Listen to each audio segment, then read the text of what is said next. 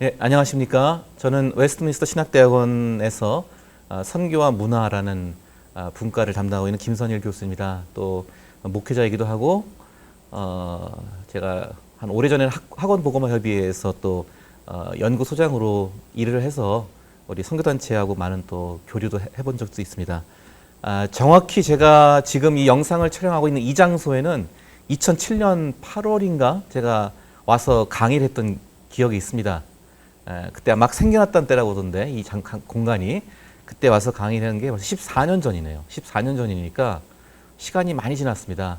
14년 전에 그때 저는 딸만 둘인데 우리 딸들은 그 당시 초등학생들이었고요. 그리고 이제 지금은 벌써 대학을 거의 졸업하는 시기가 되었습니다.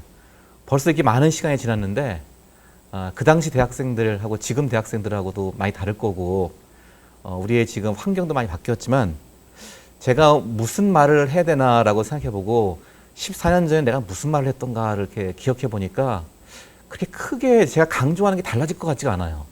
제가 제일 중요하게 전도에 관해서 얘기할 내용이 달라질 것 같지 않아요.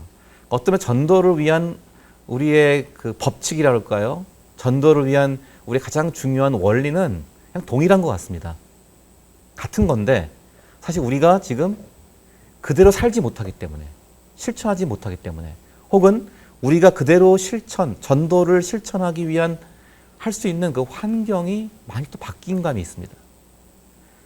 그때도 사실은 기독교가 조금 비호감이다 그런 말 했었어요. 2007년도쯤에 사실 아프간 그 인질 사태도 있었고 몇 가지 사건으로 기독교가 비호감이라 했는데 지금은 뭐 비호감 정도가 아니라 훨씬 더 사람들이 더 냉랭하고 지난번에 어디 기독교 단체에서 왜 집단 감염이 일어났을 때 아주 그 사진 하나 찍힌 걸 보니까 그 어느 여자 아주머니분께서 주 예수를 믿으라 그리하면 너와 내 집 구원을 받으리라고 쓰여 있는 현판에다 그냥 계란을 던지는 장면이 있었죠. 굉장히 좀 상징적인 사진으로 봤는데요.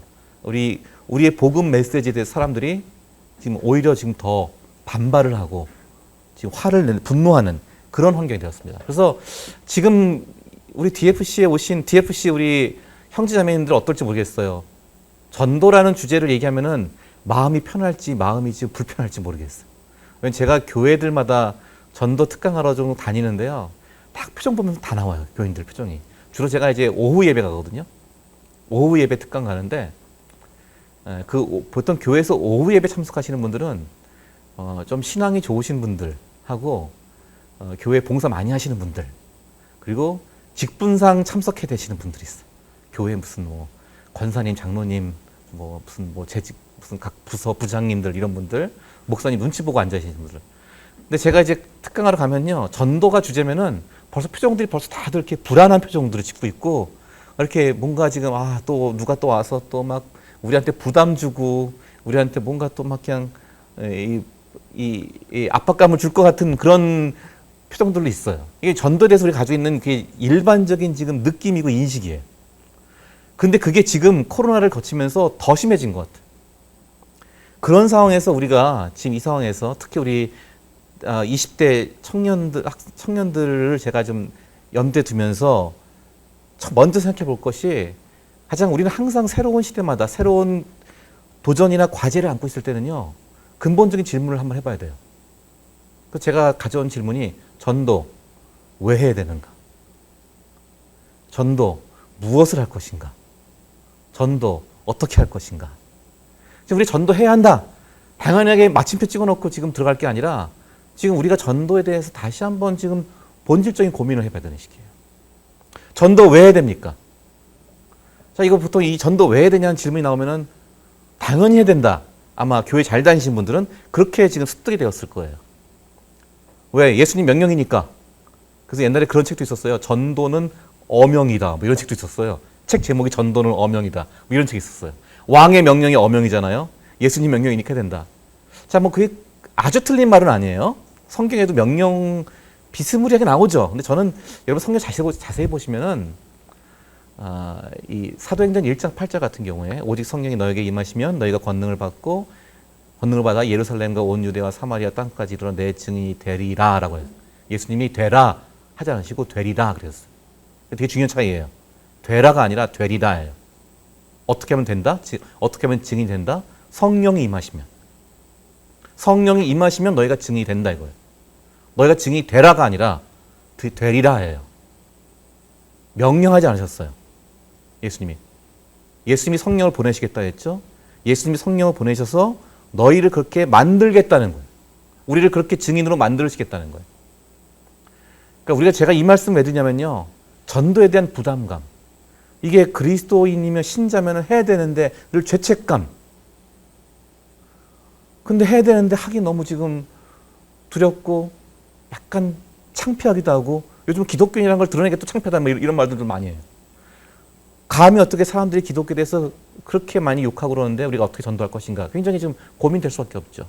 근데 명령이라면 계속 이 부담감인데 죄책감만 돼요. 근데 명령이 앞서서 전도는요. 저는 이제 왜 해야 되느냐. 제가 지금 결론만 먼저 말씀드리면요. 좋아서 해야 돼요. 전도가 좋아야 돼요. 전도가 조금 더 노골적으로 말하면 좀 재미있어야 돼요. 전도가 기뻐야 돼요. 여러분 그런 상태입니까? 우리 한국교회가 전도가 기쁨이 안 돼 있어요. 전도가 좋지가 않아요 별로. 우리 자신이 안 좋은데 어떻게 전도합니까? 전도가 좋아야 돼요.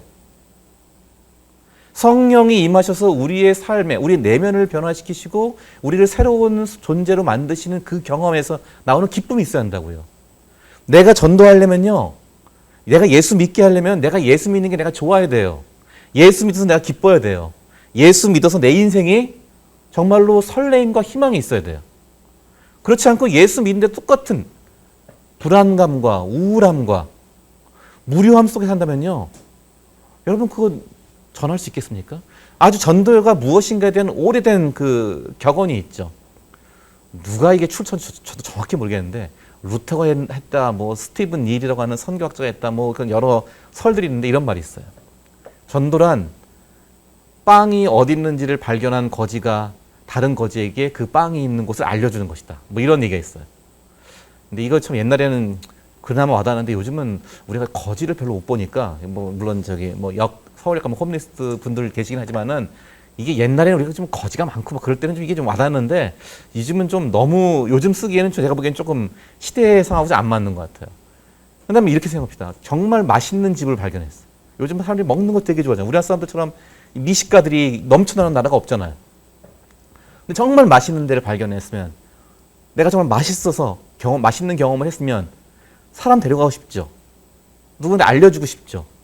막 맛집 소개하는 건 사람들이 막 정말 열정 얻고 막 쓰더라고요. 보면 뭐 SNS나 페이스북 보면은 막 굉장히 사람들이 잘 쓰고 무슨 카카오 스토리 자기들 블로그에도 막 잘 쓰잖아요. 그러니까 내가 즐거운 경험을 했어야지 내가 전도할 수 있는 거예요. 근데 전도가 지금 계속해서 의무감에 의해서 명령 때문에 한다면요. 이 전도가 굉장히 우리한테 부담이 돼요. 물론 명령 측면도 있어요. 때로는 우리의 육신의 욕망만을 추구하는 게 꼭 좋은 게 아니에요. 더 진정한 기쁨을 얻기 위해서 우리는 하나님 명령을 또 순종할 때 하나님께서 신명기 10장 보면 이런 말씀하시죠. 너희의 행복을 위해서 내가 너에게 요구하는 것을 지키란 말이에요. 그러니까 하나님께서 요구하시는 것이 우리의 행복을 위해서 하나님께서 요구하시는 것이 있다는 거예요. 그러니까 그런 의미에서 전도는 명령적인 측면도 있어요, 물론. 근데 명령이 앞서서 하나님은 우리에게 명령하라고 해서 그 명령대로 지키는지 안 지키는지를 관찰하고 감독하시고 벌 주시는 그런 분이 아니라 하나님 먼저 우리에게 사랑으로 우리를 강권하시고 넘치는 은혜를 주셔서 그 사랑에 대한 응답으로 우리가 하게 하시는 분이에요. 우리 하나님에 대한 좀 이미지를 바꿀 필요가 있어요. 하나님은 우리에게 명령하셔서 그 명령대로 하는지 안 하는지 무슨 학생 주임 마냥 지켜보는 그런 분이 아니시라 우리를 사랑하셔서 그 사랑으로 우리를 감동케 하셔서 그 사랑에 대한 응답으로 우리로 하여금 움직이게 하시는 분이라고. 전도가 그러한 실천이 될 수 있겠습니까? 그래서 여러분 제가 정말 권하는 것은 전도 좋아서 해야 돼요. 좋아서 해야지 이 전도 억지로 의무감은 안 됩니다. 여러분 전도가 좋은 것을 경험 못했다면요. 여러분 한번 돌이켜보세요. 여러분 인생에서 언제가 정말 재미있고 감동이 있습니까? 행복합니까? 여러분 한번 우리 TV 드라마 같은 거 이제 많이 보잖아요. 그러면 드라마 보면 제일 인기 있는 드라마가 뭔가 봤더니요. 사람들끼리 우리나라 드라마는 또 이 출생의 비밀이 많아요. 항상 그죠? 뭐 나중에 무슨 이 두 남녀가 보면 나중에 다 옛날에 벌써 다 무슨 인연이 있었고 뭐 어때 그때 다 뭐가 또 엮여있던 사람들이 운명적으로 만나는 뭐 이런 얘기들이 대부분 많은데, 우리가 가장 사람들이 좋아하는 이야기, 감동받는 이야기, 내가 몰입하는 이야기는요, 화해하는 이야기, 서로 사랑하는 이야기, 서로 다시 만나는 이야기, 이거예요. 만남, 화해. 이게 모든 사람들이 가장 좋아하는 주제예요. 전도라는 것은 우리 인생에 나를 가장 내 모든 것을 아시고 나의 처음과 끝을 다 주관하시는 나의 창조주 그분과 나의 구원자이신 예수 그리스도와 내가 진정한 만남을 회복하고 내 인생을 변화없이 지켜주시는 그 존재와의 가장 감격적인 화해와 만남을 하도록 하는 것 전도예요. 가장 감동적인 스토리가 일어난다고요. 그래서 여러분 한번 저는 우리 DFC도 그렇고 우리 한국교회 안에 이 회심의 이야기가 많이 넘쳐났으면 좋겠어요. 예수를 안 믿고 모르던 사람들이 예수를 믿고 다시 그들의 인생에서 새로운 삶의 목적을 찾게 되고 의미를 찾게 되고, 전에는 가정을 등한시하던 어떤 남성이 예수님 믿고 돌아와서 자기 가족들을 잘 돌보고 배려하고 잘 섬기는, 그래서 화목한 가정이 되는 이야기. 내가 어떻게 살지 모르고 내가 뭐 인생에 내가 무엇을 좋아하는지 무엇을 될지 모르던 청년이 예수 그리스도를 믿고 자기 자신을 새롭게 발견해서 자신의 은사와 재능을 잘 개발해서 정말로 사회적으로 굉장히 보람 있는 유익한 존재로 바뀌는 이야기. 이런 회심의 이야기를 저는 많이 넘쳐났으면 좋겠어요. 우리 그런 이야기를 보면 좀 감동스럽지 않습니까? 인생이 변화되어서 정말 그 인생이 가장 건전한 목적과 방향을 가지고 살아가는 모습 보면 우리 감동하잖아요. 이게 정말로 감동적이고 재미있는 이야기가 돼야 돼요. 전도가. 우리가 좋아서 해야 됩니다. 그런데 우리가 정말 이게 정말 좋은가? 이런 생각할 수 있죠. 그건 좀 뒤에 가서 볼게요. 두 번째로 전도는 무엇을 할 것인가? 무엇을 전할 것인가? 이것도 이제 할 얘기가 많지만은 아주 줄여서 핵심만 얘기하면요. 전도는 존 스토트 목사님이 그런 말 했어요. 우리가 전도는 복음에 대해서 절대 축소될 수 없고 더 이상 나눌 수 없는 복음의 최종 본질은 예수 그리스도에 관한 것이다. 복음은 예수 그리스도에 관한 것이다. 예수님을 만나는 게 복음이에요. 그래서 우리가 전도는 무엇을 말할 것인가? 예수 그리스도를 말해야 되는 겁니다. 특별히 이제 여러분 개개인이 전도할 때는 예수님을 말하는데 이렇게 그냥 역사적 인물로서 예수, 교회에서 교리적으로 배운 예수님만이 아니라 먼저 내가 만난 예수님을 얘기해야 돼요. 내가 만난 예수님. 아까 전도를 좋아서 하려면요. 내가 그 좋은 경험을 해야 되거든요. 내가 만난 예수님을 경험해야 돼요. 내가 만난 예수님을 얘기해야 돼요. 전도는 예수님을 얘기하는 것이다. 그리고 세 번째 전도는 어떻게 할 것인가? 좀 전에 얘기했죠. 요즘 가장 중요한 건 이제 이야기하는 거예요. 이야기하는 거. 사람들은 우린 다 이야기를 듣고 살아요. 우리가 어떠한 이야기를 들었느냐가 내 인생의 가치를 결정해요. 내가 좋은 이야기를 많이 듣고 살았으면요. 내 인생이 좋게 계속 풀려가요. 내가 긍정하고 감사하는 이야기를 많이 들으면 계속 내 인생을 긍정할 수가 있어요. 근데 내가 계속해서 세상을 원망하고 나 자신을 비하하는 이야기를 많이 듣잖아요. 그래서 부모님 역할이 굉장히 중요해요. 굉장히 중요해요. 우리가 어떤 이야기를 서로 나누고 들려주냐가 굉장히 중요해요. 그 이야기가 얼마큼 힘이 있냐면요. 그 이야기를 우리가 듣잖아요. 우리가 이야기를 들으면 이야기는 우리 귀 속에 머물고 기억 속에 머물고 끝나는 것이 아니라 우리 이야기가요. 우리 신경세포 속에 다 각인이 됩니다. 이게 그 최근에 나온 신경과학 그 분야에서 밝힌 이론인데 우리가 들은 이야기는요. 우리의 신경세포 속에 다 이 각인이 되어서요. 내가 어떤 상황이 되면 갑자기 막 불안하거나 발끈하고 화를 내거나 막 손에 일이 안 잡히거나 그러면요. 나를 그렇게 만든 이야기들이 내 신경세포 속에 있는 거예요. 내가 어떤 이야기를 듣느냐가 굉장히 중요해요. 내가 어떤 이야기를 말하고 있느냐가 굉장히 중요해요. 우리는 복음의 이야기를 해야 됩니다. 사람들을 살리는 이야기를 해야 됩니다. 사람들을 사랑하시는 하나님의 이야기를 해야 돼요. 사람들의 그 자존감, 사람들의 가치, 사람들의 그 가지고 있는 재능과 은사를 긍정해주고 인정해주고 다시 끌어올리시는 하나님의 이야기를 해야 돼요. 이야기를 해야 됩니다. 자, 전도 왜 할 것인가? 좋아서 해야 된다. 전도 무엇을 할 것인가? 예수 그리스도, 특히 내가 만난 예수님을 말해야 한다. 전도 어떻게 할 것인가? 이야기로 해라. 이야기를 제가 조금 더 이제 두 가지 더 붙이면은 이제 기도하고 축복하는 걸 말하는 겁니다. 그건 제가 지금 이야기하겠습니다. 자, 이 세 가지 전도 왜 무엇을 어떻게를 염두에 두시고 제가 좀 더 이야기를 하면요. 오늘날 우리 포스트 코로나 시대를 저는 성경에서 어느 때랑 비슷하냐면은 베드로전서 시대랑 비슷한 것 같아요. 베드로전서. 여러분 베드로전서를 보시면요. 이 베드로전서쯤 되면 아마 좀 교회 생활 좀 성경 공부 좀 많이 하신 분들이 들어갈 수 있는 코스겠죠. 아마 초신자들은 아직 베드로전서는 못 가겠지만은 이 베드로전서에 가보면요. 베드로전서의 상황이 어떤 상황이냐면은 당시에 그리스도인들이 로마 제국으로부터 쫓겨났어요. 왜 쫓겨났냐면은 그 사도행전에 다 나오는데 그 얘기가 그 그리스도인들이 당시에 그 유대인들과 같은 사람들로 오해를 받아서 당시 유대인들을 추방시켰는데 유대인들이 너무 좀 유발나게 논다 해서 로마 그 수도로부터 쫓겨났어요. 유대인들이 추방될 때 그리스도인들도 당시 그리스도인들은 유대인들이 제일 많았거든요. 디아스포라 유대인들이 가장 많은 그리스도인들이었어요. 그래서 유대인들이 쫓겨날 때 그리스도인들도 같이 쫓겨나면서 이 사람들이 배척을 받은 거예요. 그래서 다 흩어졌어요. 그래서 그리스도인들 당시에 흩어진 베드로가 뭐라면 흩어진 나그네라고 그래요. 흩어진 나그네. 이게 괜히 흩어진 게 아니라 쫓겨나는 거예요. 그러니까 사회로부터 배척당하고 소외된 거예요. 뭐 오늘날 우리가 뭐 그 정도는 아니지만 약간 좀 정서적으로 비슷한 감이 있어요. 일단 교회가 그동안 잘 못 모였잖아요. 못 모였고 좀 그냥 흩어져 있었죠. 다들 따로따로 집에서 예배드리고 뭐 그 집에서 예배드리다가 좀 시간 지나서 아예 예배도 안 드리는 경우도 많이들 생겼다고 하더라고요.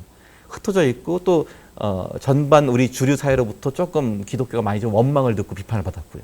비슷한 상황이에요. 흩어진 상황에서 그러니까 교회로 사람들이 많이 모이지 못했던 상황 속에서 베드로가 그리스도인들에게 이 편지를 보내는 겁니다. 베드로한테 이 상황 속에서도 베드로 전서의 성경의 가장 대표적인 전도에 관한 권면의 말씀이 나와요. 흩어져 있고 배척받고 소외된 그리스도인들에게 전도의 사명을 다시 재확인시켜줘요. 베드로가. 그러니까 오늘날 우리가 포스트 코로나 시대에 이 전도를 다시 한번 재성찰할 수 있는 중요한 기회라는 거예요. 베드로 전서에서는 뭐라 하냐? 전도하라는 말을 하기 전에 앞서서요. 베드로는 그리스도인들에게 너희의 정체성을 재발견하라는 말을 합니다. 그게 뭐냐? 여러 개가 나오지만 한마디로 말하면 왕 같은 제사장이라는 거예요. 너희가 왕 같은 제사장이다. 자, 지금 보세요. 그리스도인들이 지금 다 흩어졌어요. 지금 박해를 받았어요. 그리고 이웃들로부터 그 시민들로부터 지금 배척당하고 소외됐어요. 그러니까 그 사회 속에서는 자신들이 상당히 지금 다른 이들이 자기를 무시하고 열등하게 보는 그런 존재들이 그리스도인들이었는데 그 사람들이 베드로가 너희는 왕 같은 제사장이라는 거예요. 이게 엄청난 선언이죠. 베드로전서를 잘 읽어보면요. 계속해서 우리가 전도란 말을 사실 전도라는 말을 같이 비슷한 동의어가 뭡니까? 영혼구원이라는 말 써요. 영혼구원. 근데 성경에서 전도를 영혼구원이라는 의미로 쓴 적은 없어요. 이 얘기를 하면 또 한참 가니까 제가 막 기억이 안 나갈게요. 근데 베드로전서 1장 보면요. 영혼의 구원을 이루는 건요. 안 믿는 사람들한테 하는 게 아니라 그리스도인들한테 하라고 그래요. 영혼 구원을 하라고 그래요. 영혼 구원을 너희 영혼의 구원을 이루라 그래요. 그 뭔지 압니까? 내 영혼이 하나님과의 깊은 교제 속에 들어가는 것. 그래서 세상에 어떠한 세상의 풍조와 세상의 멸시와 박해도 이겨낼 수 있는 것. 하나님과 깊은 교제 속에서 그 영혼 구원이라는 거예요. 먼저 우리의 영혼이 순결해지고 우리의 영혼이 하나님과 깊은 교제 속에서 성숙해져야 한다는 거예요. 그러면 너희가 어떤 존재가 되냐? 왕 같은 제사장으로서의 너희가 신분을 회복하고 그 왕 같은 제사장으로서 너희 일터에서 우리 학생들 같은 경우는 학교에서 그리고 가정에서 너희가 복음의 증인의 삶을 살 수 있다는 거예요. 먼저 왕 같은 제사장으로 살라는 거였어요.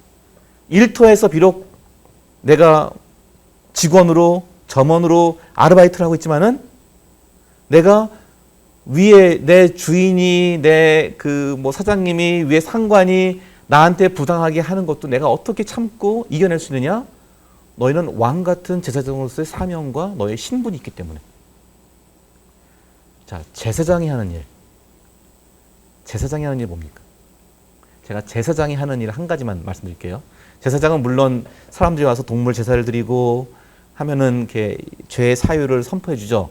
제사를 드리는 일을 하죠. 근데 동시에 제사장이 하는 굉장히 중요한 일이 하나 있어요. 민수기 26장에 나오는 중요한 일이 뭐냐면요. 아론의 자손들에게 말하길 너희는 이와 같이 이스라엘 백성을 축복하라 그래요. 그러니까 아론이란 사람이 대제사장인데 아론의 자손들이 다 제사장들이거든요. 근데 하나님께서 제사장들에게 주시는 중요한 사명 중에 하나가 뭐냐면요. 이스라엘 백성을 이와 같이 축복하라 그래요. 어떻게 축복하느냐? 우리 예배 드릴 때 많이 듣던 패회송 있죠. 패회송. 주 너를 지키시며 그 얼굴을 내게 비추사. 그 말씀을 주 너를 지키시고 주 너를 복 주시고 너를 지키사 그 얼굴을 너에게 비추시기를 원하노라. 그 말씀 나오죠. 민수기 6장이죠. 참 26장에 20. 그 축복의 말씀, 사람들 향해서 하나님이 그들을 사랑하시고 하나님이 그들을 지키시고 하나님이 그들을 보호하시고 복 주시기 원하신다는 그 축복선을 하라는 거예요. 그러니까 우리는 뭐냐? 우리가 왕 같은 제사장이라는 것은요. 세상을 향해서 우리 주변의 이웃들을 향해서 축복할 수 있는 권리와 사명이 있다는 거예요. 내가 그 정도로 내가 큰 이 존재감과 능력이 있는 위치에 있다는 거예요. 왕 같은 제사장으로서 이제 어떻게 복음을 전하냐? 베드로는 3장 15절 가면 가장 중요한 이 전도 얘기가 나와요. 이거 한번 같이 한번 읽어볼게요. 너희 마음에 그리스도를 주로 삼아 거룩하게 하고 너희 속에 있는 소망에 관한 이유를 묻는 자에게는 대답할 것을 항상 준비하되 온유와 두려움으로 하고 이런 말씀하죠. 이게 성경에서 굉장히 중요한 대표적인 전도에 관한 구절이에요. 전도를 어떻게 할 것인지 알려주는 구절이에요. 어떻게 하라고요? 너희 마음에 그리스도를 주로 삼아 거룩하게 하고 너희 소망에 있는 이유를 묻는 자에게는 대답할 것을 준비하라. 대답을 준비하라는 거예요. 대답을 준비하라. 우리가 왕 같은 제사장으로서 다른 사람들을 축복하고 다른 사람들에게 소망을 보여주는 삶을 살면요. 그들이 질문이 일어나요. 질문이 일어나면 대답을 하라는 거예요. 대답을 준비하는 것. 이게 굉장히 중요한 전도의 우리의 그 원리가 됩니다. 자, 여러분 어떠한 전도 프로그램을 하시는지 전도 동안 어떤 걸 하는지 모르겠는데 가장 중요한 성경의 전도의 원리는 우리가 어떠한 상황 속에서도 비록 이 세상에서 우리가 사람들 보기에는 좀 이상한 걸 믿고 이상한 사람들로 보일지라도 베드로 전서의 그리스도인들처럼 우리는 여전히 하나님의 자녀로서의 왕 같은 제사장의 신분을 가지고 있다. 나의 그러한 존재의 자신감을 가져야 되고요. 그 다음에 그것을 통해서 우리가 변화된 삶을 통해서 질문에 대한 대답을 준비하고 대답을 할 수 있는 사람이 되어야 됩니다. 최근에 미국에서 한번 조사를 한 적이 있어요. 불신자들을 기독교의 수용적으로 만들게 하는 기독교인의 모습은 어떤 모습인가? 그러니까 기독교인이 어떠한 삶을 살면 안 믿는 사람들이 그 기독교인들을 보고 복음에 대해서 좀 더 수용적이 되느냐, 복음을 잘 받아들일 수 있는 가능성이 더 높아지느냐 이거예요. 그 몇 가지 나오거든요. 그러면은 그 표를 보시면은 쭉 가장 위에 있는 세 가지를 보세요. 가장 사람들이 기독교인의 이러한 모습을 보면은 내가 좀 마음이 감동받고 복음에 대해서 좀 관심이 생기고 좀 복음을 받아들일 마음이 생긴다. 그게 뭐예요? 타인을 따뜻하게 대하는 것. 다른 사람들 따뜻하게 대하는 모습. 이 가장 중요한 그들로 하여금 마음을 여는 거라는 거예요. 두 번째가 뭐죠? 다른 사람의 그 사람들의 필요를 섬기는 것. 이런 모습 봅니다. 세 번째가 저는 이 세 번째가 굉장히 중요하다고 해요. 신앙생활로 인한 본인의 행복감. 그리스도인 자신들이 내가 믿음으로 인해서 내가 행복한 삶을 살아야지 그게 다른 사람들로 하여금 굉장히 매력적으로 보인다고요. 내가 믿음으로 인해서 행복하지 않으면은 내가 믿음 생활로 인해서 내가 즐겁지 않으면은 다른 사람들이 영향을 줄 수가 없다는 거예요. 다른 사람을 잘 따뜻하게 배려하고 다른 사람들 필요를 섬기는 것도 중요하지만 또한 동시에 굉장히 엇비슷하게 중요한 것이 내가 믿음으로 인해서 신앙생활로 인해서 행복한가. 그래서 아까 제가 했잖아요. 전도 좋아서 해야 된다고요. 우리가 예수 믿는 게 좋아야 돼요. 그리스도의 복음이 나를 완전히 근본에서부터 뒤집어 엎어서 나로 하여금 새로운 존재를 만드는 경험을 해야 돼요. 이 세상에서는 계속해서 우리를 세상이 가지고 있는 기준으로 우리에서 판단하고 평가합니다. 사람들 등급을 나눠요. 뭐 외모로, 성적으로, 직업으로, 연봉으로, 집안으로. 근데 이 모든 기준들이 그리스도 안에서 우리에게는 전혀 통용될 수 없고 우리는 그리스도 안에서 전적, 무조건적 용납과 사랑을 받는 존재라는 것. 그리고 우리 안에 하나님 예수 그리스도께서 주신 그의 형상으로 인한 은사와 선물을 하나님께서 다시 살리시고 그것을 가지고 하나님 나라에 참여하는 우리의 사명을 주신다는 것. 이게 엄청난 거예요. 이 가능성과 이 약속 안에 살아가는 우리 그리스도인들의 삶이 있다면은 그 모습을 보고 사람들이 복음에 대해서 수용적이 된다고요. 자, 우리가 어떠한 행실로 사람들이 나아갈 것인가? 자, 이 문제를 한번 보시고요. 그러면은 우리가 과연 사람들에게 전도하기 위해서 다가가면은 사람들은 좋아할까? 일단 나는 좋은데 그들은 좋아할까? 근데 우리가 이렇게 전도지 들고 나가면은 분명히 사람들이 굉장히 거부감이 심하죠. 제가 오늘도 어느 이제 대학생 그 선교에 관한 논문을 하나 심사하고 왔는데요. 보니까 이 기독교인이건 비기독교인이건 캠퍼스에서 노방 전도하는 거는 거의 90%가 부정적으로 나왔어요. 거의 다. 그 대신 개인적으로 전도하는 괜찮대요. 개인적으로 전도하는 거는 훨씬 한 대구대학교에서 한 200명 정도 되고 조사를 해봤는데 개인적으로 이 관계를 통해 전도하는 것에 대해서는 거부감이 한 절반으로 줄어요. 그런데 노방 전도하는 것에서는 굉장히 한 90% 정도가 똑같이 기독교 비기독교 상관없이요. 그렇게 나와요. 그래서 우리는 조금 이게 이거에 대한 우리 약간 좀 위축감이 있잖아요. 근데 한 가지 우리가 좀 착각하지 말 것은요. 우리가 우리 주변에 조금 이렇게 서로 얼굴 알고 조금 다가갈 수 있는 사람들이 있어요. 그런 사람들이 다가갈 때 말을 걸고 통성명을 하고 그렇게 대화를 나누면요. 사람들이 좋아할까요? 싫어할까요? 이게 통계에 의하면은 좋아한다고 나와요. 시카고 대학교에서 이런 조사를 해봤어요. 시카고 대학교 심리학과에서 조사한 건데 대화는 긍정성 지수를 높인다. 이게 한번 우리나라 어느 그 시사인이라고 하는 주간지에서 이걸 한번 기사를 내줬는데요. 시카고 대학교 심리학과 조사를 해봤어요. 당신이 출근이나 퇴근을 할 때 기차나 버스에서 옆에 있는 사람에게 말을 걸면은 그게 긍정적인 경험이 되겠느냐, 부정적인 경험이 되겠느냐. 했더니 대부분의 사람들이 부정적인 경험이 될 것이다 그랬어요. 옆 사람에게 말을 걸면은 그건 굉장히 부정적인, 불쾌한 경험이 될 것이다라고 예측을 했어요. 그 다음에 그 조사한 팀에서 시켜봤어요. 두 그룹 나눴죠. 하나는 말을 걸게 했어요. 하나는 가만히 있게 했어요.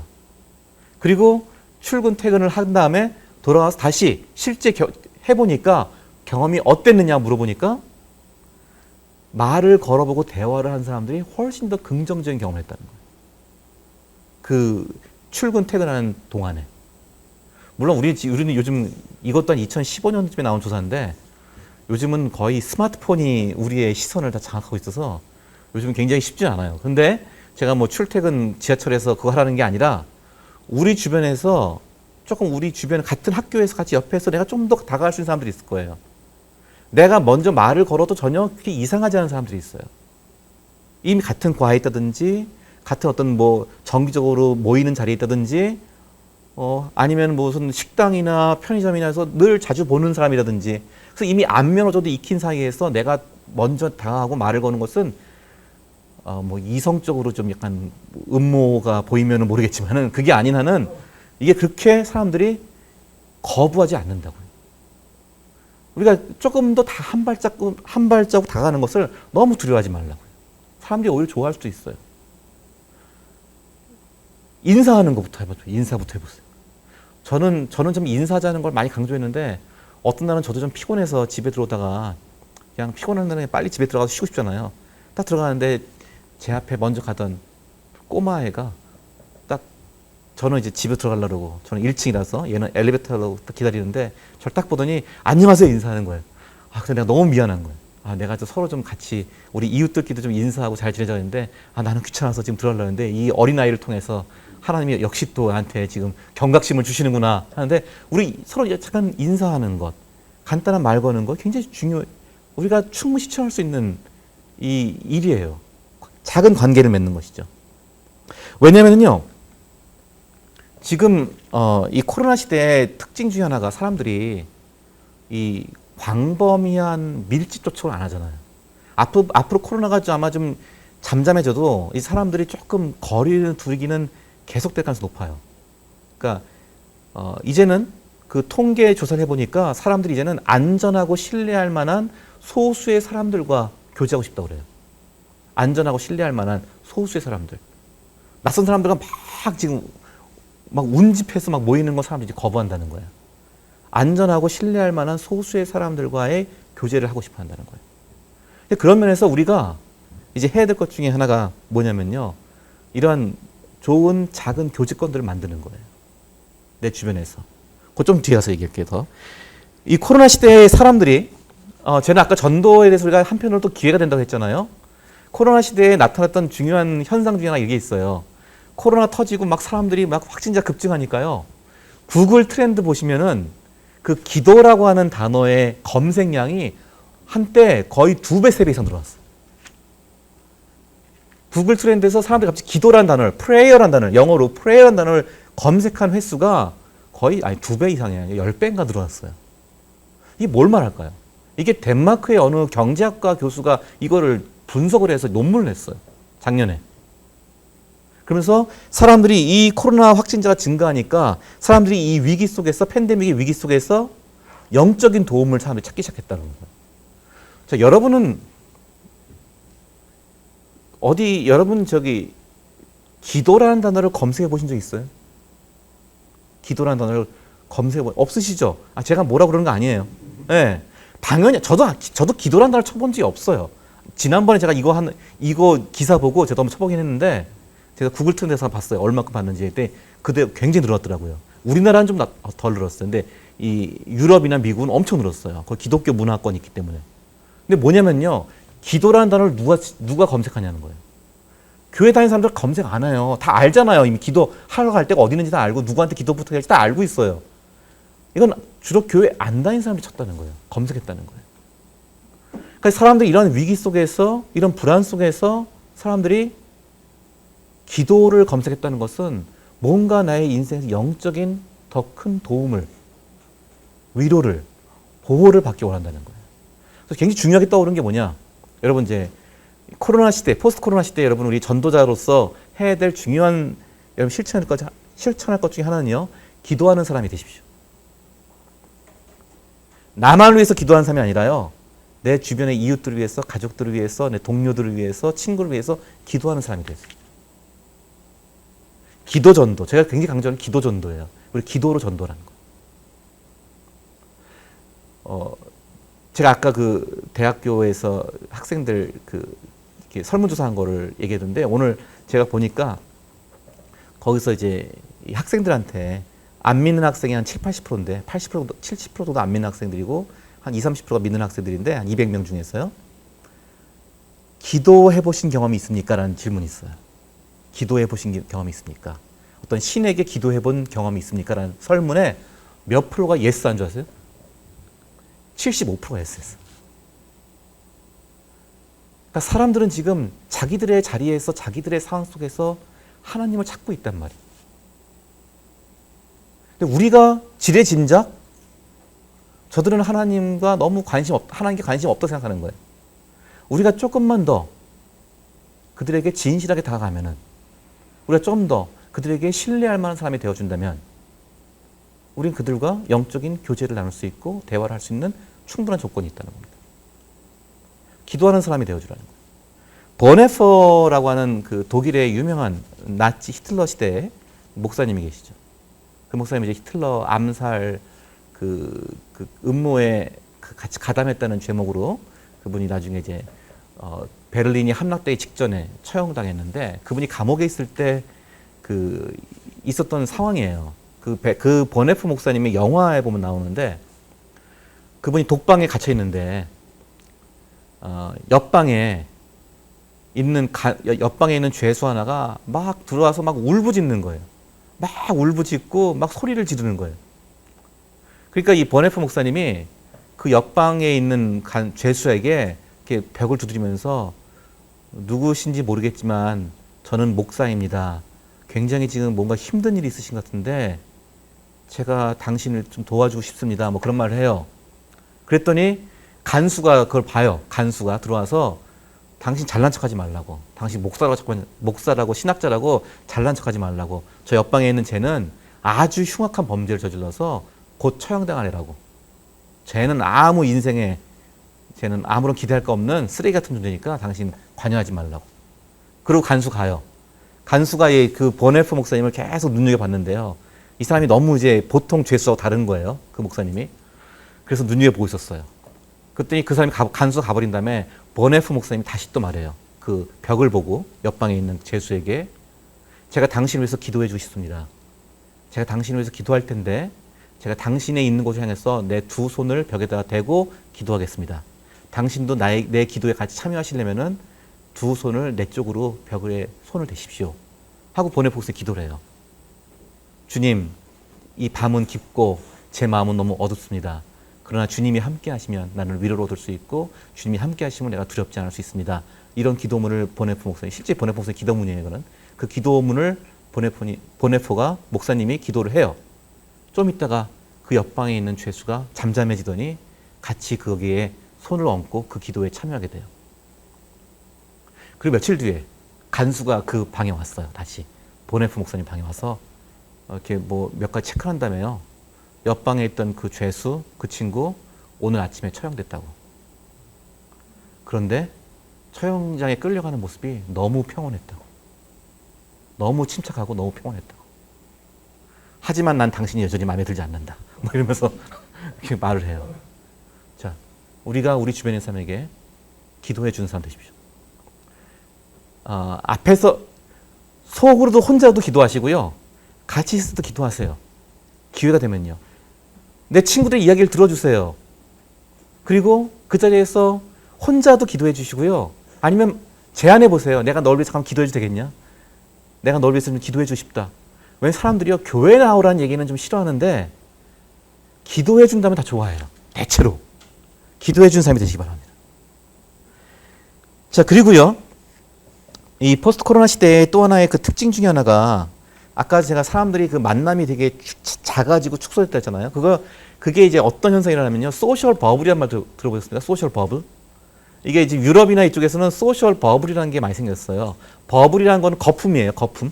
그러니까 사회적 거품이란, 거품 안 돼. 방울로 합시다. 거품이란 말은 별로 뉘앙스가 안 좋으니까. 방울. 그러니까 사회 관계를 만드는 방울이에요. 이게 봉쇄를 시키니까 사람들이 못 만나잖아요. 너무 힘들잖아요. 그러니까 평소에 잘 알고 지내던 사람들끼리는 그 사람들끼리만 제한적으로 만나라. 한 가정, 두 가정, 한 10명 이하로 그 사람들끼리만 지속적으로 만나고 서로 교제하고 특히 노약자들은 굉장히 고통스러울 수 있잖아요. 노인분들. 그러니까 이분들은 계속 지속적으로 만남을 할수록 제한시켜서 그 사람들끼리 계속 교제하게 하는 거예요. 그게 소셜 버블이라는 거예요. 우리나라에서는 도입을 안 했어요. 한국에서는 도입을 안 했지만 이 미국, 캐나다, 호주, 뭐 유럽에서는 이 소셜 버블이라는 걸 도입을 해서 봉쇄를 했을 때 사람들이 못 만날 때 일정한 사람들끼리 계속 만나는 거예요. 그러니까 딱 제한된 사람들과 계속 만남을 갖도록 하는 거예요. 이게 소셜 버블이래요. 제가 이 소셜 버블이란 말 듣고 이걸 한번 좀 적용을 해서 미션 버블을 만들어 보자. 우리도 선교적 버블.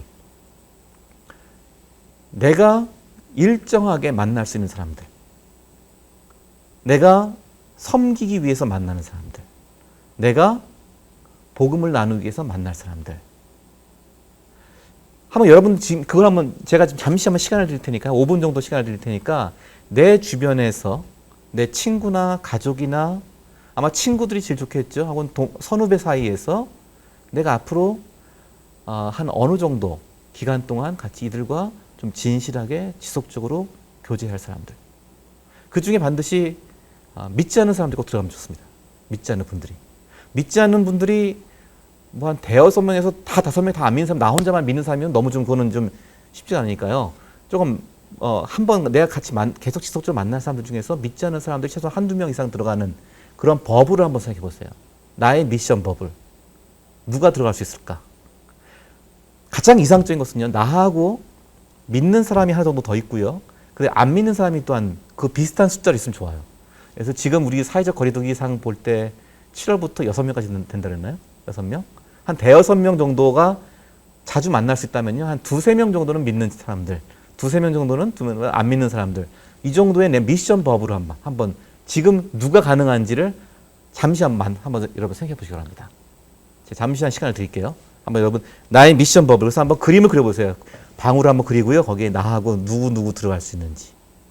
혹시 더 발전됐을 때면 그 사람들이 또 다른 누구랑도 또 더 만날 수 있는지 방울이 한 2개 정도 더 나와도 돼요. 근데 일단은 방울 1개 정도만 한번 만들어 보세요. 그리고 누구와 내 이 안에 들어갈 수 있는지 한번 나의 미션 버블을 한번 만들어 보시기 바랍니다.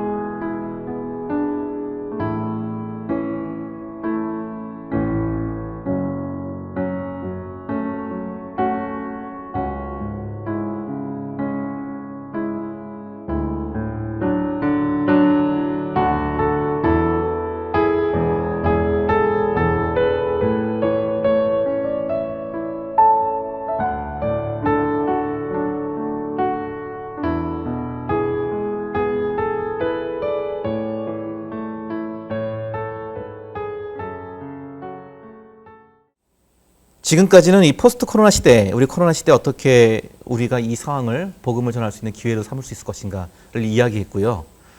여러분 아마 DFC 안에도 이제 여러분 각 공동체 모임들이 있잖아요.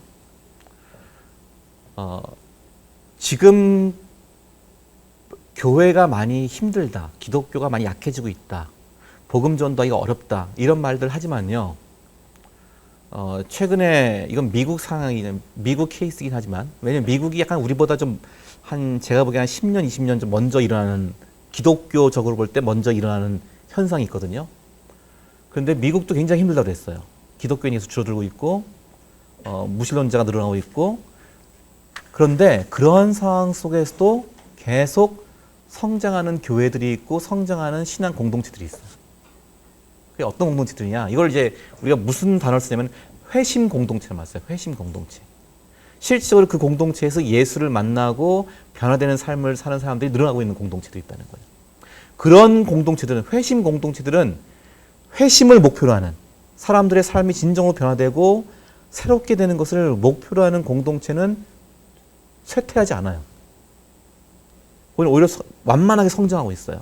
근데 그 회심을 집중하지 않는 교회나 공동체들은 오히려 줄어들고 있는 거예요. 그러니까 모두가 다 줄어들고 있는 게 아니에요. 모두가 다 기독교를 떠나는 게 아니에요. 모두가 다 하나님을 떠나는 게 아니에요. 오히려 사람들은 하나님을 찾고 있어요. 근데 우리가 그 하나님을 찾는 사람들에게 준비가 안 되어 있기 때문에 그래요. 근데 이 회심 공동체들은 어떤 특성이 있느냐? 보니까요. 두 가지 문화가 있다고 그래요. 회심 사역을 잘하는 공동체는 첫 번째, 초대의 문화가 있어요. 초대의 문화. invitation. A culture of invitation이에요. 내 주변에 사람들이 있잖아요. 내가 이제 미션 버블로 사람들을 만났어. 그러면요. 사람들이 이야기를 들어줘요. 사람들과 대화를 해요. 그다음에 어떻게 하냐? 내가 속한 신앙 모임에, 기도 모임, 혹은 내가 같이 하고 성공 모임, 이런 데 사람들을 초대하는 거예요. 그냥 초대를 잘해요, 사람들. 내 주변의 사람들 만났을 때 그 사람이 어려움을 듣고는 그 사람 얘기를 들어주고 같이 우리 기도 모임에 그 사람을 초대해서 같이 모임을 갖는 거예요. 이게 굉장히 그 공동체 구성원들에게 이게 하나의 문화라는 것은 습관이 되어 있다는 거예요. 내 세상에서 만나는 사람들을 잘 섬기고 경청하고 그들을 우리 공동체로 초대하는 것에 굉장히 습관이 되어 있는 사람들. 이런 사람들이 많을수록 그 회심 공동체가 발전한다는 거예요. 초대의 문화가 있고요. 두 번째는 환대의 문화가 있더라고요. 환대의 문화. 자, 초대의 문화는 내가 세상에서 만나는 사람들, 믿지 않는 사람들을 만났을 때 그들을 섬기면서 그들을 내 신앙의 관계 속으로 초대하는 거죠. 환대는 그들이 이 신앙의 공동체나 관계 속에 들어왔을 때, 교회나 공동체에 왔을 때 그들을 섬세하게 돌봐주는 문화예요. 이게 기독교 공동체에 굉장히 중요해요. 이 환대의 문화라는 게. 새로운 사회 왔어요. 왔는데 이 사람은 잘 모르잖아요. 낯설잖아요. 기존의 공동체 멤버들이 자기들끼리만 얘기해요. 자기들만 아는 얘기를 해요. 자기들끼리만 웃어요. 자기들끼리 밥 먹어요. 그럼 왔다가 굉장히 이 사람은 이제 소외감과 배제를 느껴서 오히려 그 공동체가 더 그냥 시겁하고 가버리는 거예요. 이 환대라는 것은 새로운 사람, 낯선 사람을 따뜻하게 맞이하는 것. 우리가 다른 사람을 따뜻하게 대하는 모습이 굉장히 불신자들로 하여금 기독교의 수용적으로 만드는 요인이라 했잖아요. 이게 환대의 마음이에요. 환대 정신이에요. 우리가 이 사람들을 환대한다는 것은요. 이게 기독교 역사에서 가장 중요한 전도의 이게 원리였습니다. 나와 다른 사람, 낯선 사람, 아직 믿지 않는 사람이에요. 근데 그런 사람을 내가 기다려주고 내가 인정해주고 긍정해주는 것. 이 환대의 문화가 충만한 공동체들이 굉장히 이 회심을 많이 일으킨다는 거예요. 그래서 지금 이 환대라는 것은 우리의 공간을 열어서 낯선 사람을 맞이해 주는 거거든요. 이 오늘날 이 환대를 하는 공동체들이 줄어들고 있어요. 환대라는 담론은 발전하고 있는데 환대하는 공동체는 줄어들어요. 이게 굉장히 아이러니예요. 그러니까 환대가 중요하다는 얘기는 다 해요, 지금. 그런데 환대라고 하는 나와 다른 사람, 나와 낯선 사람을 맞이하는 건 다른 사람들이 싫어해요. 나와 같은 사람들하고 있으려고 그래요. 이게 참 아이러니고 참 모순이거든요. 이 환대하는 공동체를 만드는 것, 이루는 것이 여러분에게 굉장히 중요한 이 사역이 될 것입니다. 그리고 우리가 환대받는다는 거, 이 환대는 원래 하나님께서 우리를 위해서 하신 거예요. 내가 왜 환대할 수 있느냐? 성경은 간단히 말해요. 너희는 나그네를 사랑하라. 이는 너희도 애굽 땅에서 나그네 되었습니다. 너희가 애굽 땅에서 나그네였는데 너희를 구원하시고 사랑해 주시는 하나님의 환대를 받았기 때문에 너희도 다른 사람들을 환대하라 이거예요. 내가 환대를 받았어요. 나도 남을 환대하는 거예요. 내가 사랑을 받았기 때문에 남을 사랑할 수 있듯이, 내가 예수 믿기 좋아서 다른 사람에게 예수 믿는 것을 알리고 싶어 하듯이, 우리가 먼저 우리 안에서 환대적 공동체를 만드는 것이 굉장히 중요한 키워드가 됩니다. 이 회심 공동체에서 또 굉장히 또 중요한 것 중에 하나는요. 사람들은 요즘 젊은 친구들은 특히 다 젊은 분들이니까 제가 젊은 친구라고 말하면 안 됩니다. 제가 좀 간사님들, 목사님들 대상으로 좀 하던 습관이 있어서 제가 지금 그렇게 말하는데, 우리 좀 더 이 포스트 모던 시대의 젊은 세대는 어떤 저 같은 목사, 교수 이런 사람이 말하는 것보다 나와 비슷한 사람들이 비슷한 공감대를 가지고 해준 얘기를 훨씬 더 좋아하거든요. 그래서 제가 얘기를 오래 하면 안 될 것 같은데, 지금 약간 여러분들끼리 더 얘기를 많이 나누는 게 좋을 것 같은데, 어쨌든 저희 주어진 시간이 있으니까 내가 경험한 예수님의 이야기를 더 좋아한다. 나의 삶의 상황 속에서 내가 신앙을 가지고 어떻게 살아가는지를 사람들도 궁금해한단 말이에요. 위에서 좀 가르치고, 속된 말로 설명충이라고 해요. 요즘은 또 설명충 얘기 아니라 나와 같이 공감대를 가지고 나 비슷한 사람들이 해주는 그 스토리를 더 좋아한다고요. 그 나의 회심 이야기가 있어요. 나의 회심 이야기가 필요해요. 여러분 그 강의안 보시면요, 나의 회심 이야기라는 게 있어요. 이 회심 공동체에서 굉장히 필요한 게, 다른 사람들이 소외되지 않고 환대를 경험하려면요, 나와 비슷한 사람이 예수님을 만나서 어떻게 변화되었는지를 나누는 그 이야기가 굉장히 중요해요.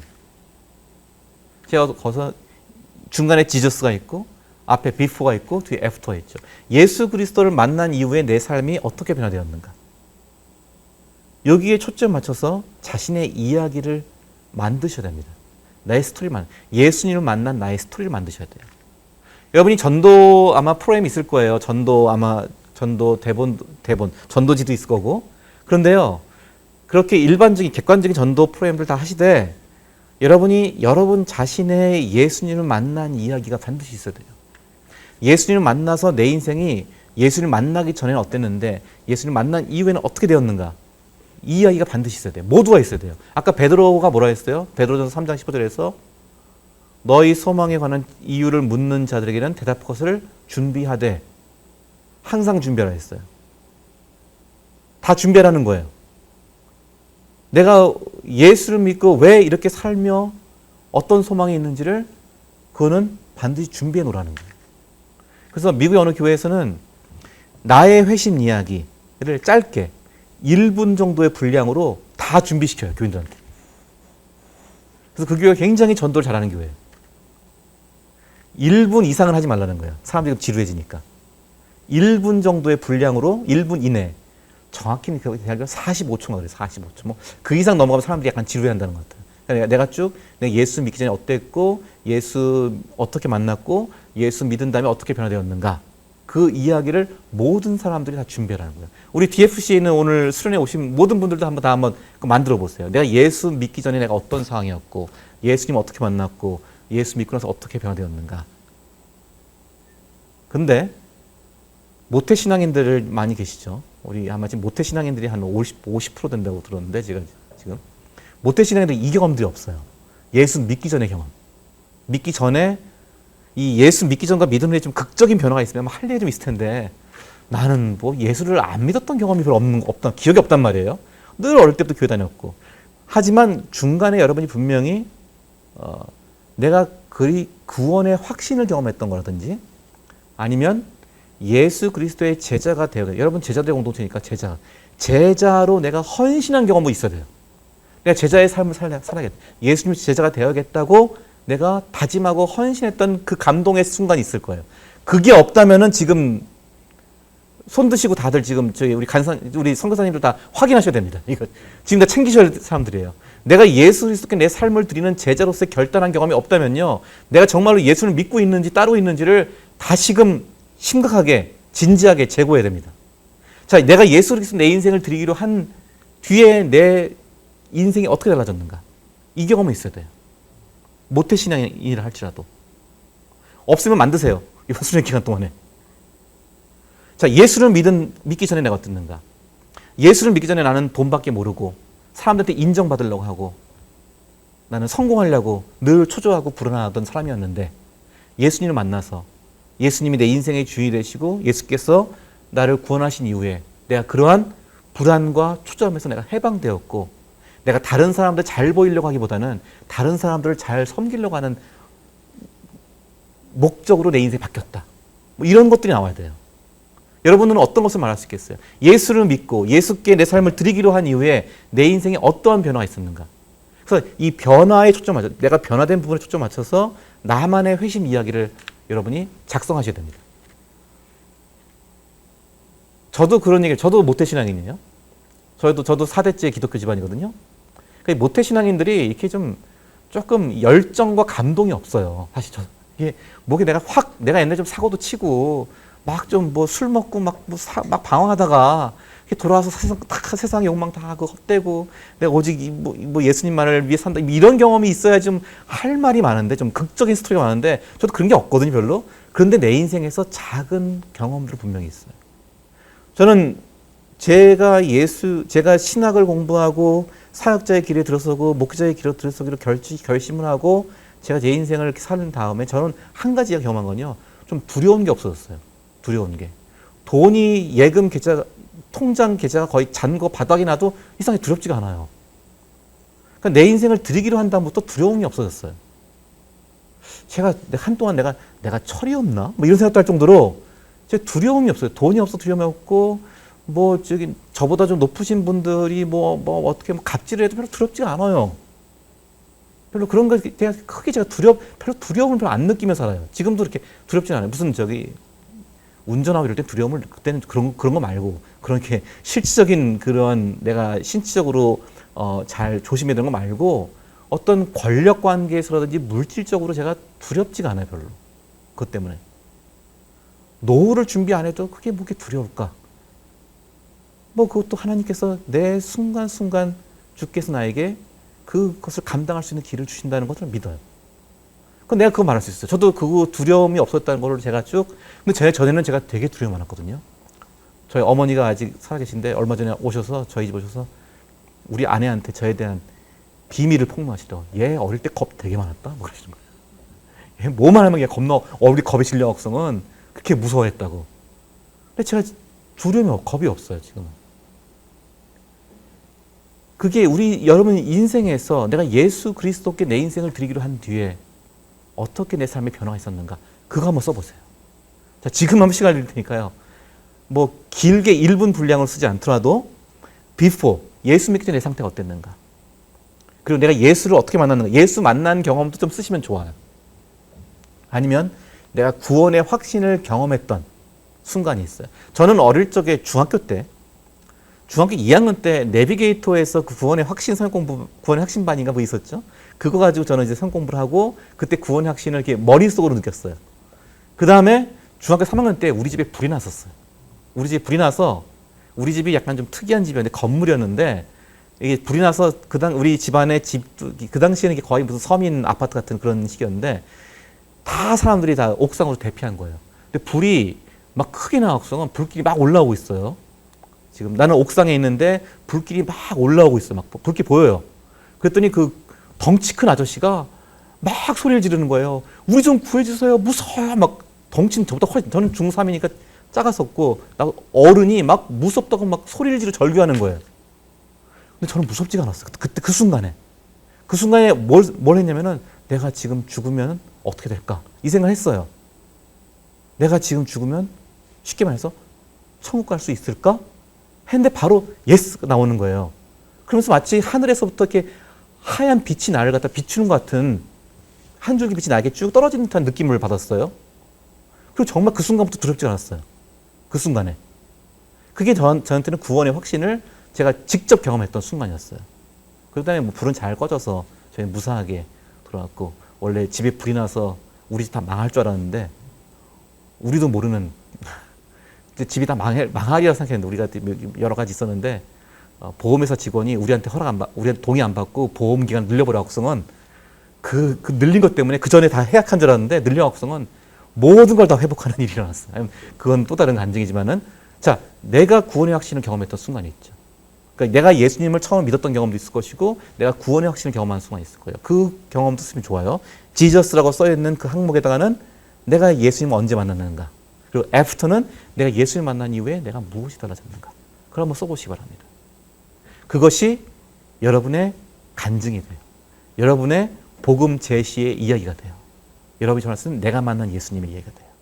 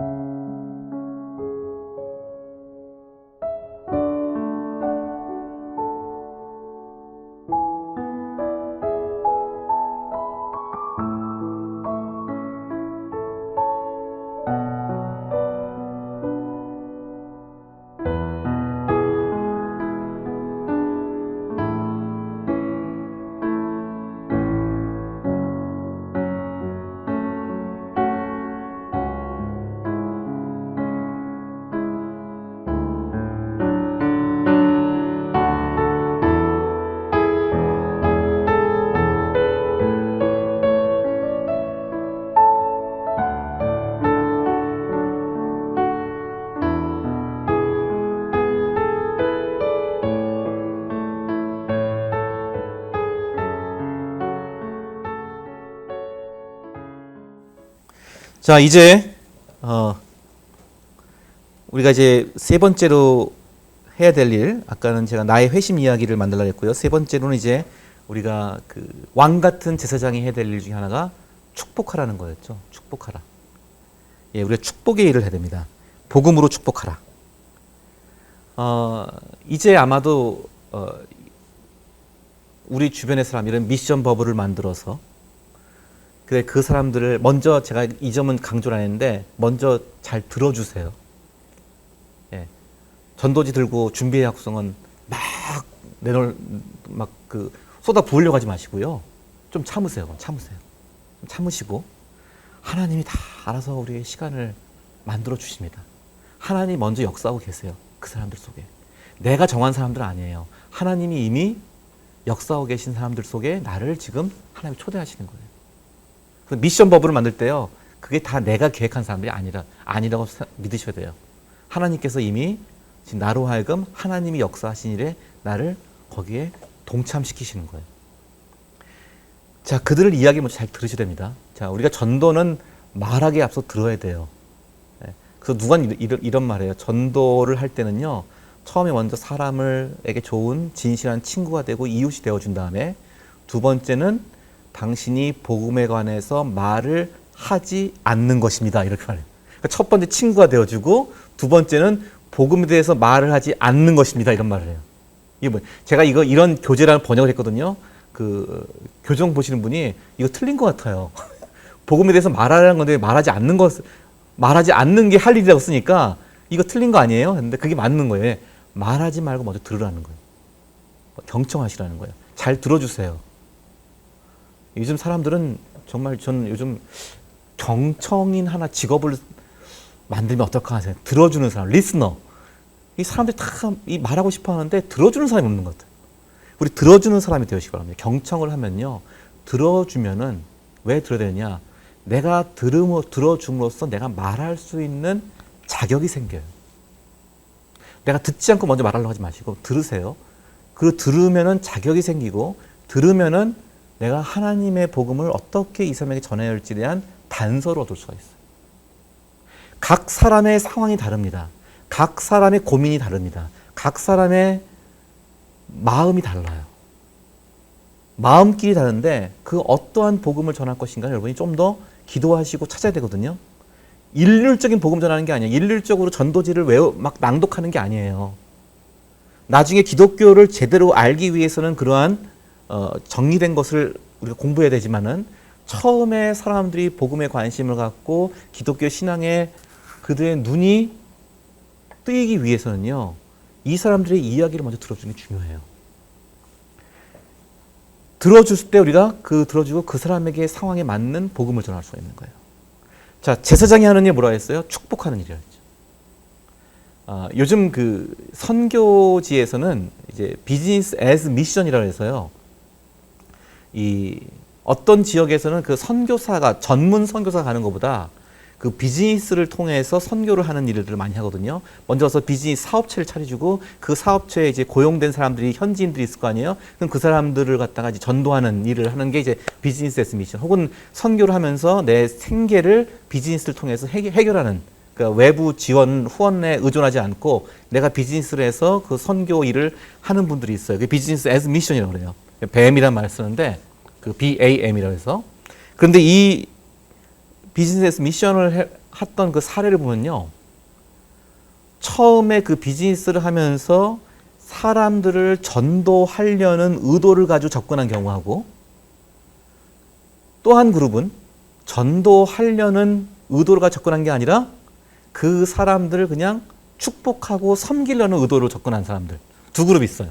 한쪽은 이 사람들을 그냥 직접적으로 전도해서 교회에 오게 하려고 하는 그룹이 있었고요, 비즈니스를 통해서. 또 한 그룹은 그 비즈니스를 통해서 이 사람들을 섬기고 이 사람들을 축복하는 일을 먼저 했어요. 격려하는 일. 자, 두 그룹을 했더니요, 어떻게 나오느냐? 그러니까 이 축복하고 섬김을 목표로 했던 그룹에서 직접적인 전도를 먼저 하려고 했던 그룹보다 수십 배의 열매가 맺어진 거예요. 수십 배. 사람들이 훨씬 나를 격려하고 섬기고 축복하려는 사람들에게 훨씬 더 마음 문을 열고 훨씬 더 좋은 관계를 맺어지고서 나중에 이들이 복음을 전할 때도 더 수용적이 되었다는 거예요. 근데 처음부터 전도하겠다는 목적으로 직접적인 전도를 하고 막 개종을 시키겠다고 교회를 오게 하겠다고 했던 그룹들은 굉장히 결실이 적었다는 거예요. 여기서 굉장히 중요한 얘기죠. 그래서 먼저 축복하는데요. 축복하는 일을 한다서 축복한다 해서 이 사실은 축복한 우리의 언어 속에 이미 복음 선포가 들어가 있어요. 자, 한번 제가 한 예시를 4가지를 가져왔습니다.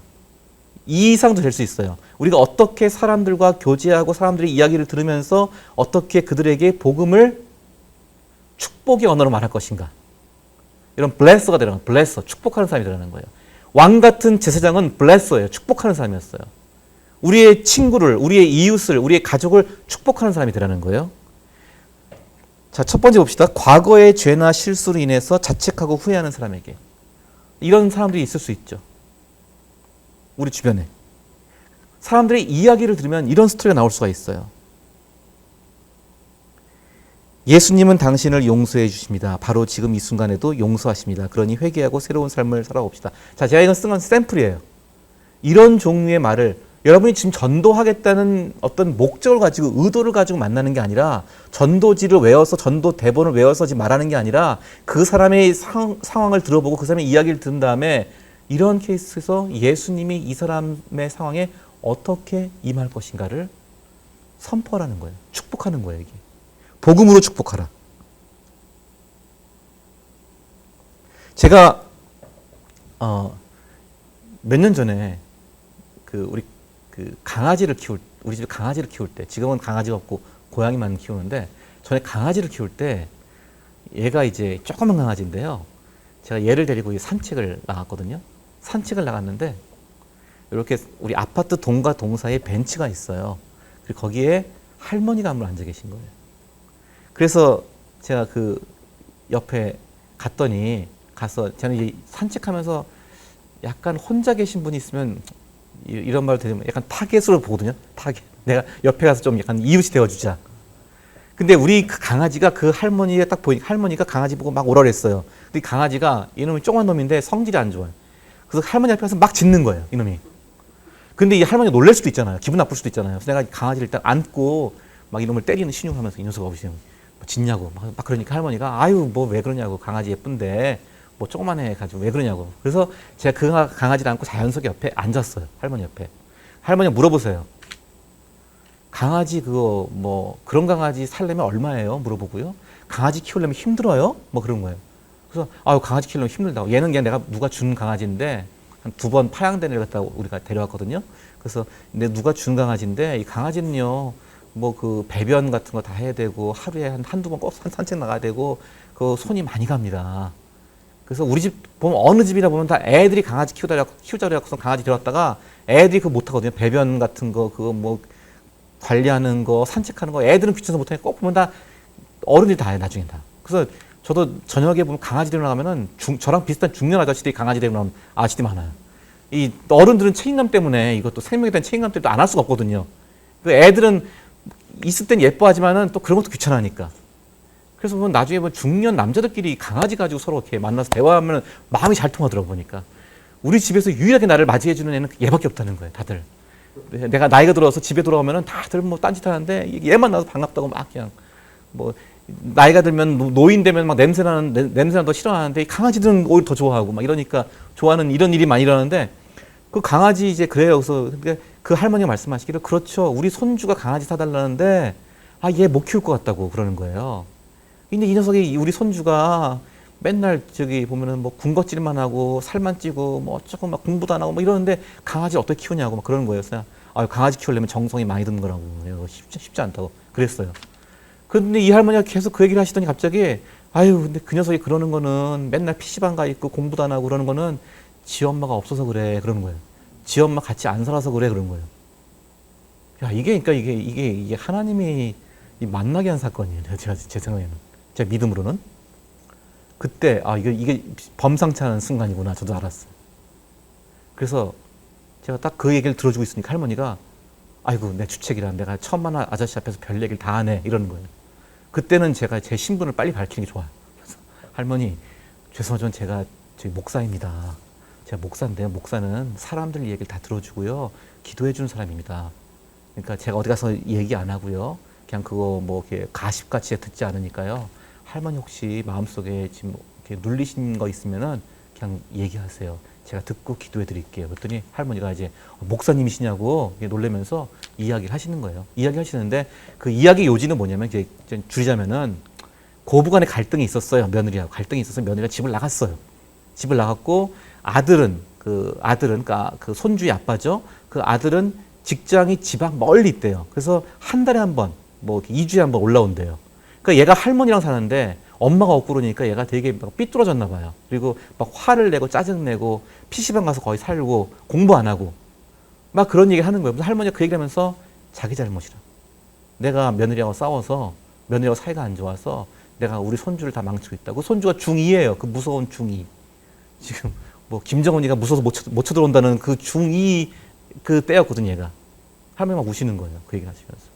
제가 할머니한테 신앙생활을 종교가 있으냐 물어봤더니 교회는 가본 적 없고 천주교는 한두 번 가봤대요. 친구들이 가자고 해서 갔는데 너무 쌀쌀 맞아서 안 간대요. 저는 뭐 천주교 비하는 게 아니라 그분이 갔던 성당이 좀 이렇게 쌀쌀 맞았나 봐요. 약간 그럴 것도 같아요. 분위기상. 그래서 저희 이제 안 간다더라고요.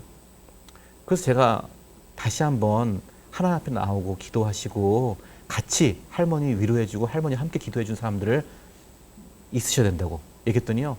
교회 나가고 싶대요. 그런 분이 있어요. 그 이야기를 들어주고 함께 응답해 주니까 그런 분이 있어요. 그래서 제가 다니는 교회는 당시에 좀 제가 차를 몰고 가야 되고 또 교회에 좀 젊은 사람들만 있는 교회라서 이 할머니가 오면 또 외롭겠더라고요. 그래서 그 동네에 있는 교회가 있어요. 거기 이제 제가 아는 분이 그 부목사님, 사모님 아는데 그 교회가 있었거든요. 그분한테 연락했더니 거기에 무슨 전도 특공대 권사님들이 오셔갖고선 그 할머니 데리고 바로 그 교회 데리고 갔어요. 그 교회에서 신앙생활 하기 시작하셨어요. 그런 사람들 주변에 있어요. 우리가 조금만 다가가면은, 우리가 조금만 이야기를 들어주면은, 우리가 좀 더 진실한 친구가 되면은. 제가 그때 했던 얘기 이 얘기했어요. 하나님, 할머니, 예수님은 당신을 용서해 주시고 당신의 지금 아픔을 아십니다. 예수님이 아시고 예수님이 그것을 치유하실 수 있습니다. 여러분 그런 상황에서 이런 얘기 어려운 얘기가 아니에요. 길게 말할 필요 없어요. 설명하는 게 아니에요. 그냥 선포하는 거예요. 내가 한 일을 선포하는 게 아니라 하나님이 하시는 일을 선포하는 거예요. 지금 하나님이 하시는 일을. 그 할머니를 위로하시고 용서하시고 회복시키기 원하시는 예수님을 그냥 선포하는 거예요. 이거 선포할 일이에요. 선포가 뭐 대단하게 뭐 외치고 막 무슨 꾸짖고 하는 게 아니에요. 그냥 하나님이 하신 일을 있는 그대로 말하는 거예요. 자, 두 번째 보시면 복음으로 축복할 두 번째 보시면 낮은 자존감이나 진로 문제를 고민하는 사람에게. 이런 사람들 있죠. 낮은 자존감. 요즘 참 자존감 문제가 크죠. 진로 문제. 내가 뭐 하고 살아야 될지 모르겠다. 이런 사람들 많아요. 그런 분들에게 할 말씀은 당신의 미래는 태초부터 당신을 사랑하신 주님의 손 안에 있습니다. 주님은 절대로 당신을 버리지 않습니다. 주님이 당신을 지으셨고 주님이 당신의 인생에 대한 계획을 가지고 계시고 주님은 결코 당신의 인생을 포기하지 않으신다. 자, 이런 뭐 이 얘기를 또 외워서라는 게 아니라 이런 종류의 이야기를 우리가 해줄 수가 있단 말이에요. 저는 오늘날 굉장히 중요한 복음에 우리가 비춰야 한 요소가 사람들의 은사를 발견해 준 거. 우리가 예수 그리스도를 믿으면 무슨 일이 일어나냐. 에베소에 그런 말씀 나오는데 예수 그리스도를 믿게 되면요. 그리스도와 함께 우리에게 선물을 주신다 그랬어요. 선물을. 기프트예요. 그리스도를 믿고 우리가 그리스도로 인해서 구원을 받으면요. 죽은 다음에 천국 가는 것으로 끝나는 것이 아니라 먼저 우리가 우리에게 하나님이 주신 은사와 재능을 재발견하게 돼요. 그래서 그것을 하나님의 선한 일을 위해서 그걸 사용할 수가 있어요. 진로와 소명의 문제에 있어서 저는 굉장히 중요하다고 봐요. 하나님께서 우리를 사랑하시고 하나님께서 우리의 인생을 향한 섭리를 갖고 계시기 때문에 우리의 삶을 하나님께서 새롭게 빚어가신다는 것. 이것도 굉장히 중요한 하나의 복음이 될 수 있죠. 우리 딸 친구가 고등학교 때, 우리 딸이 고등학교 때 우리 딸아이 친구가 같은 반인데 약간 그 지적 발달이 좀 지체되는 그런 아이였어요. 근데 이 아이를 갖다가 그 다른 친구들이 놀렸어요. 집단으로 얘를. 그러니까 얘한테 뭐 어떤 얘가 되게 좋아하는 오빠가 있었는데 그 오빠가 얘한테 편지를 보냈다. 가짜 편지를 써갖고서는 얘한테 주고 얘가 어디서 만나자 뭐 해갖고서 얘가 가서 거기서 막 그 오빠 이름을 부르게 하고 애들끼리 막 뒤에서 웃고 뭐 이런 애들이 좀 아주 좀 걔한테 굉장히 큰 상처를 주는 그런 일을 했어요. 그래서 얘 학교가 발칵 뒤집혔어요. 그 때문에. 그랬는데 그때 이제 그 엄마 아빠는 또 마음이 어떻겠어요. 우리도 잘 아는 분인데 그 엄마 아빠는. 근데 이제 제 딸이 그때 이제 그 아이의 짝이 되어주기로 했어요. 짝이 되어서 같이 걔 옆에 친구가 되어주기로 했거든요. 그게 이제 우리 그 아이의 엄마 아빠가 너무 고마워서 우리 부부를 만나자고 했어요. 한번 식사 대접도 하고 싶다고. 만났어요. 그래서 이제 쭉 아이 이야기도 하고 여러 가지 이야기를 했죠. 쭉 이야기를 들어보니까요. 이제 그 엄마 아빠는 고민이 참 많죠. 고민이 참 많은데 이제 이 고민인 거예요. 얘가 이제 어떻게 앞으로 살 것인가. 이제 그 장애를 가진 그 자녀들의 부모님들의 그 인생의 유일한 계획은 뭐냐면 우리 아이 죽은 다음 날 나 죽게 해주십시오. 이게 보통 기도 제목들이에요. 굉장히 고민이 많잖아요. 얘는 좀 약간 정신적으로 좀 그 발달만 늦을 뿐인데 그때 제가 했던 말이 이제 이 얘기였어요. 그 윤서의 미래도 하나님께서 지금 붙잡고 계시고 하나님께서 결코 어머니, 아버지 이상으로 그 아이의 인생을 하나님이 포기하지 않으시고 붙잡으실 겁니다. 제가 그 얘기를 했어요. 같이 있을 때. 그게 너무 고맙대요. 그 다음에 제가 뭐 한 줄 아세요? 제가 기도하겠다고 했어요. 기도해 주겠다고. 그 자리에서. 식사 끝나고 차 마신 자리에서 제가 기도해 주겠다고 했어요. 기도를 쭉 했거든요. 제가 기도했더니 기도 끝날 때쯤에 보니까 그 엄마는 이제 울고 계셨고 그 아빠는 가만히 고개 숙이고 이제 가만히 조용히 있으시더라고요. 그다음에 이제 기도 다 끝나고 다시 이제 서로 이제 정상으로 돌아와서 대화를 했더니 알게 된 게 그 엄마는 원래 천주교 집안이고 그 아빠는 옛날 고등부 회장했을 때 교회에서 고등부 회장했다가 대학교 간다부터 신앙을 떠났대요. 뭐 학생운동하고 막 이러면서. 그리고 지금까지 교회를 다 안 갔대요. 지금까지. 그때까지. 그리고는 내가 우리 딸 데리고 교회 가야겠다고 해서 그 딸을 데리고 그 다음 주에 교회를 갔어요. 우리 딸이 있는 교회 갔는데 그때 겨울이었는데 어땠니? 물었더니 걔가 추워 죽는 줄 알았다고. 교회가 너무 추워서. 따뜻한 환대가 안 되고 지금 이건 난방이 잘 안 된 건데 그날 난방이 뭐 고장 나서 오는데 그래서 했는데 그 아버지가 아이를 데리고 교회 나오기 시작했어요. 그러니까 우리 주변에 조금 보면 우리가 조금 더 진실하게 경청하고 섬기면은 우리가 많이 함께 할 수 있는 사람들이 있습니다. 복음으로 축복하라. 극심한 저절로 살아갈 용기가 없는 사람에게 당신은 인생을 포기했을지 몰라도 예수님은 당신을 포기하지 않으십니다.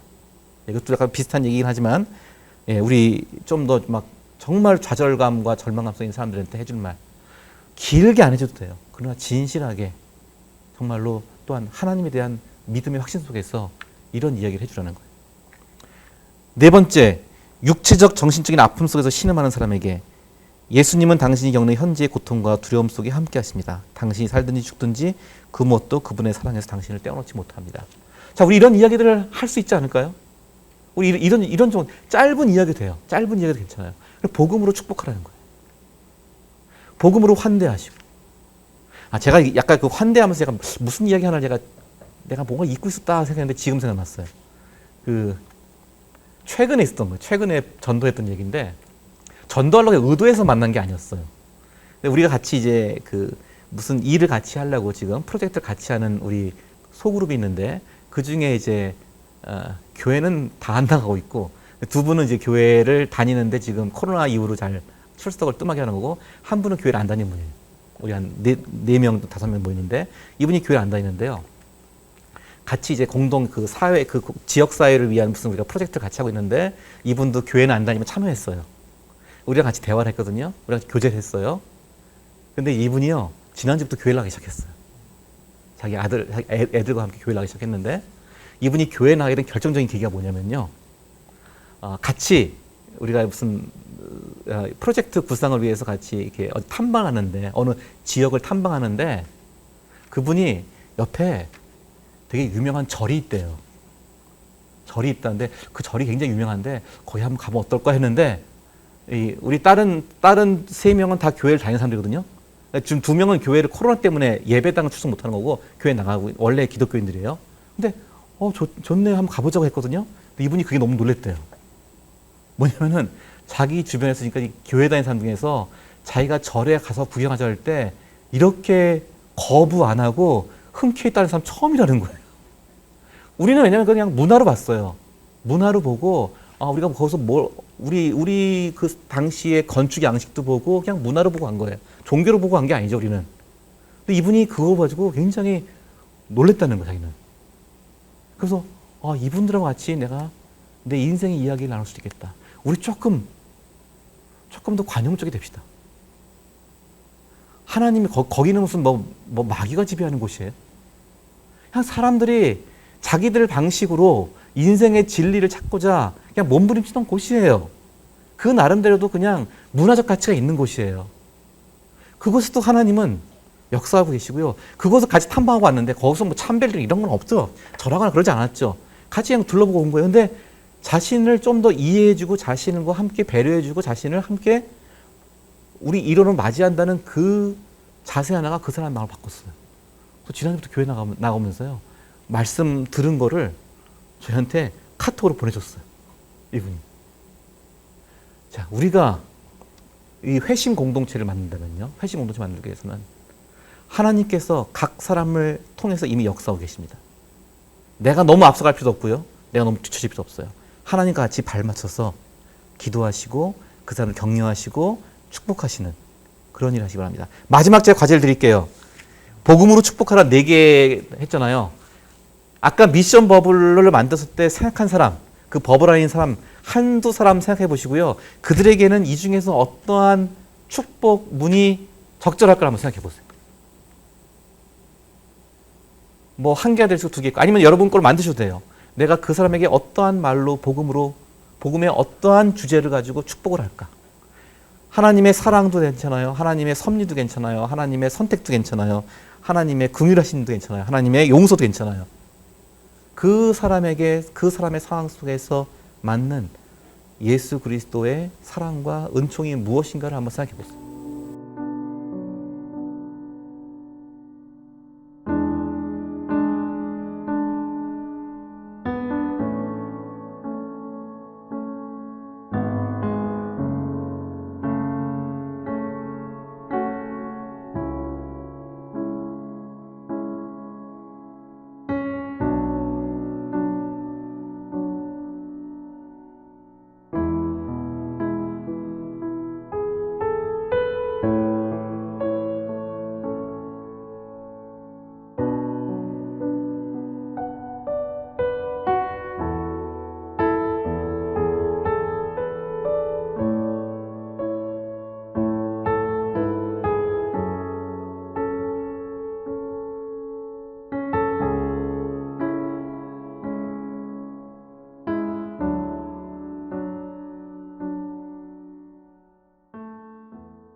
잠깐 기도하겠습니다.